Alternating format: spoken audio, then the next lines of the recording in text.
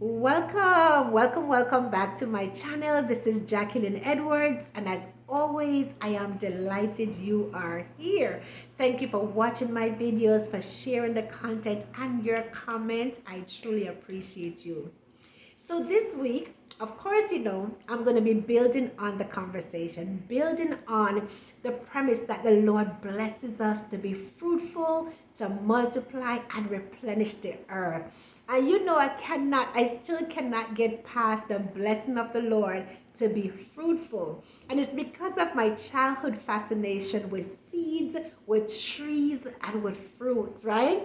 So I think I shared with you that it was my grandmother who told me she realized I love mangoes so much. Mangoes were my favorite. And she was the one to say to me, Jesus is as sweet as your mangoes. And so that stayed with me for years and years and years, even when I wasn't in church and I wasn't into faith, right? It really stayed with me. So a few years ago, I was watching my pastor preaching online, and as he was preaching, all of a sudden this mango appeared in my vision.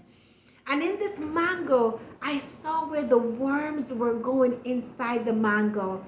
And these worms symbolize the flesh. The flesh of Jesus was the mango, and the worms symbolize the sins, our sins that he was taking on into his flesh.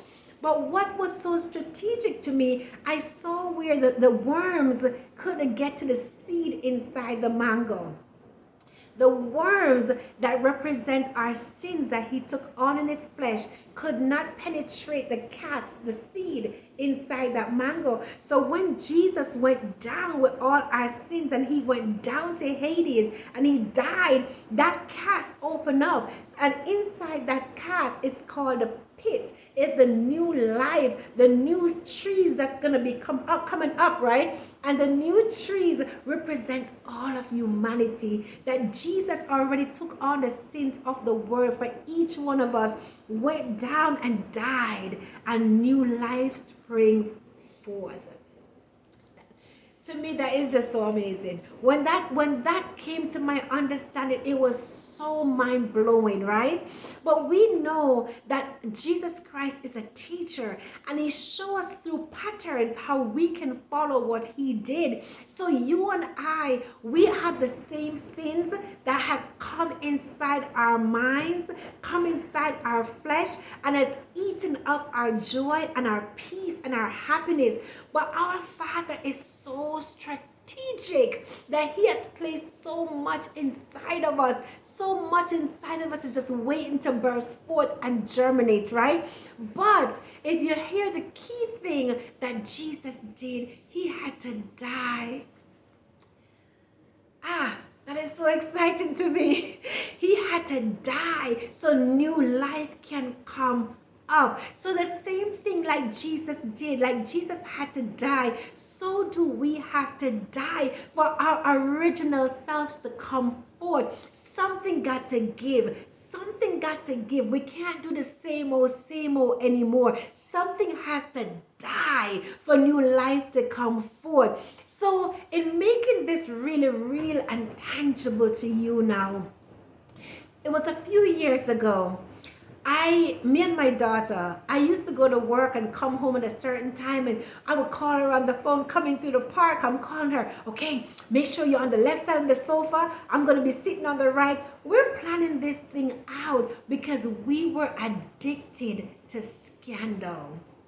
That movie, yes, that had everybody having scandal parties, everything. We were addicted. I'm coming through the parking lot like, oh my God, I'm sitting on this side, you're sitting on this side, we're sitting in front of the movie, and we're like, oh my God, this is gonna happen. Oh my God, and we can feel I can feel my heart just propelling and just like, oh my God. So I was like, wow. Then all of a sudden in the midst of it, like this and that will be going on and that's going on, and we're trying to figure out what's going on. All of a sudden it just go until next week.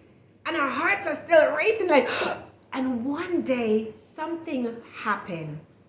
My daughter look at me and we look at each other and we say, this is really addicting. I don't know about her, but for me it meant something. That I was sitting down and allowing the scandal to come inside my mind. And it was a touching on so much scandal that I had within me. Scandal meaning unresolved trauma, unhealed trauma, so many things inside of me. This scandal was coming in. So in other words, I was sitting there and given permission to be entertained by what somebody else wanted to entertain me with, and I was having a compound trauma happening in the form of addiction. I was taking in so much inside of me. But that day was a big break for me, because I turned to my daughter and I said, no more. We're not watching Scandal no more. I do not like how this is making me feel.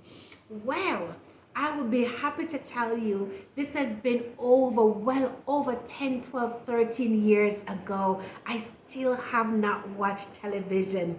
Now, I'll tell you this, I'll go to the movies every now and then if I see something that I feel like the Lord want me to see, to be inspired or something. But normally, I do not watch television.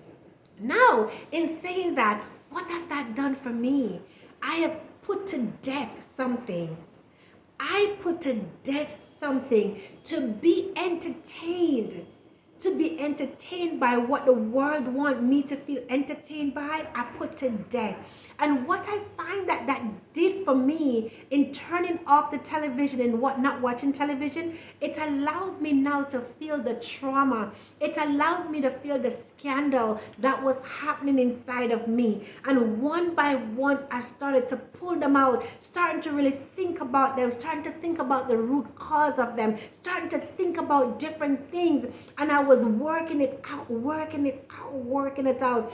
What I didn't know is taking out and pulling up these roots of unhealed trauma, dealing with my own choices and decisions that wasn't fruitful.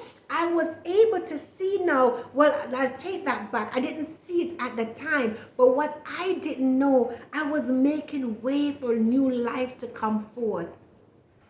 I was making new pathways for the original me, for the seeds that God has inside of me that had so much compound trauma on it. These seeds were sitting there dormant, but the more I started pulling out and dealing with these brokenness, I start dealing with them. Here comes new life. Here comes new life. A whole new world opened up to me. It took me so long. It took me, because I think I shared too in the last video, when God has something for you, God has something for all of us. He said to be renewed by our minds. He got something renewing happen, something more he wants to transform. But when God's trying to do that, it's so hard when our mind that has been, so much of the world has been deposited in our minds. It comes from, our family. It comes from from childhood. It starts in childhood. Our families, our schools. Many of us have dealt with all these things. Not only that, the way how the world is set up. The world is set up to just entertain, to constantly entertain, to entertain. Even now they have what's called binge watching. For us to be laying on our sofas and watching TV for hours. How can this thing be? It's because we don't know that the Lord has sown all these seeds inside of us that is waiting to be entertained. Those seeds are waiting to entertain us. I am telling you this. I have found so many seeds, so much potential of so many ideas that God has in store in me, that's waiting for me to put some fertilizer, waiting for me to give it time, waiting for me to really look at it and say, oh my God, wait for me to come in to believe that God could be doing this new thing in my life.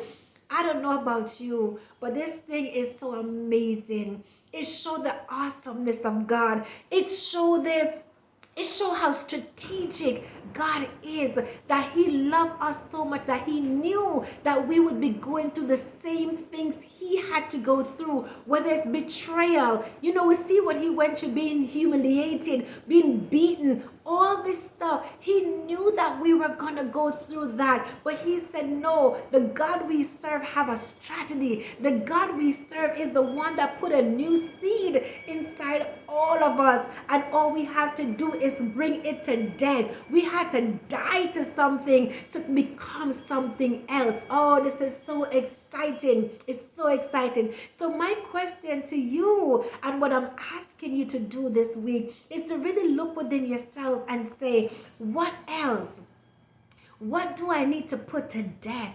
What do I need to put to death in my life? What is it that's not serving me? What is it I'm spending hours and hours thinking that I'm being entertained, but I'm not? I promise you that you will remember me saying this to you, that there are seeds on the inside that will entertain you for the rest of your life. There is so much seeds that God has deposited in you that when you get a hold of this thing, you will look at the world completely different. When you get a hold of these seeds and start to do the work to cultivate it, oh my goodness. As they say, you know, the tree doesn't eat its own fruit, but I believe that the tree is excited to bring forth what's inside of it to serve love. And this is what God has done. These seeds inside of us is not for us, but we enjoy the excitement of creating it. We enjoy the excitement even when, you know, things ain't going right. It doesn't matter, because we understand this is not from us, and if God give it to me, he will bring it through and it will come to pass.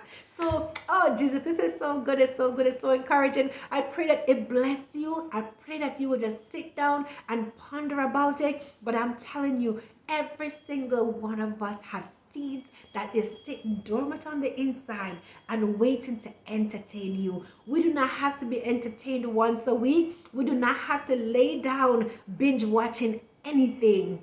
Because once we start looking on the inside, we'll find all the entertainment that God has bestowed upon us. So I pray that God bless you. I pray he keep you. And until next time, take good care. Thank you. Bye-bye.